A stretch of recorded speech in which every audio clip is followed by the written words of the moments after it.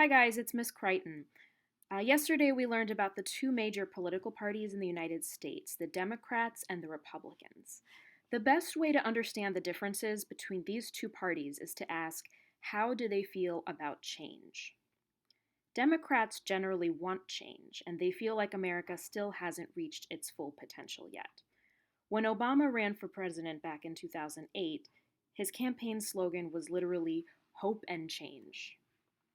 People who want change are called progressives, which makes sense because they want progress, meaning change for the better. Sometimes progressives are also called liberals. On the other hand, conservatives want to keep things how they are or even go back to the way things used to be. Trump's slogan is Make America Great Again because he believes America was better back in the 1950s when most men worked in factories, immigration was heavily restricted, and abortion was illegal in most states. Conservatives usually have traditional ideas about family and religion. In the middle, you have moderates. Moderates might have a mix of both conservative and progressive ideas. Moderates might want a compromise between these two extremes, like, okay, we can change things, but let's make small, slow changes. When you start listening for these terms in the news, you'll hear them a lot: progressive, moderate, and conservative.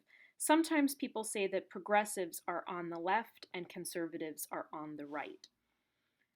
There's another term for someone who is even farther to the left than a progressive. That's called a radical. A radical is someone who wants bigger, faster change. They want to change the whole system.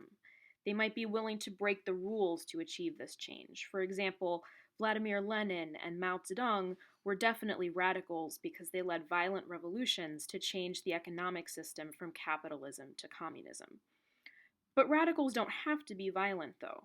Dr. Martin Luther King Jr. and Gandhi could be considered radicals too. They were both willing to break the law and be arrested in order to change systems that had been around for hundreds of years: segregation in the case of King and imperialism in the case of Gandhi. Progressives want big, fast change too, but they want to achieve it by following the rules and working within the existing system, by winning elections and passing new laws. For example, Obama created a law called Obamacare to give more people access to health insurance. Joe Biden is the Democrat running against Trump in 2020. He was Obama's vice president back in 2008, and his politics are pretty similar to Obama's. Socialists like Bernie Sanders and Alexandria Ocasio Cortez are to the left of Obama and Joe Biden. They want to change the whole economic system from capitalism to socialism, which is like a less extreme version of communism. But they want to do this through elections, not through a violent revolution. They want to achieve equality by taxing the rich a lot more than we currently do to pay for stuff like healthcare and fighting climate change. To sum up, these terms, radical, progressive, moderate, conservative, are a helpful way to compare and analyze politicians today and historical figures from the past. The main way to tell them apart is how they feel about change. We'll be coming back to these terms throughout the year, and as you see more examples, you'll get better at telling them apart.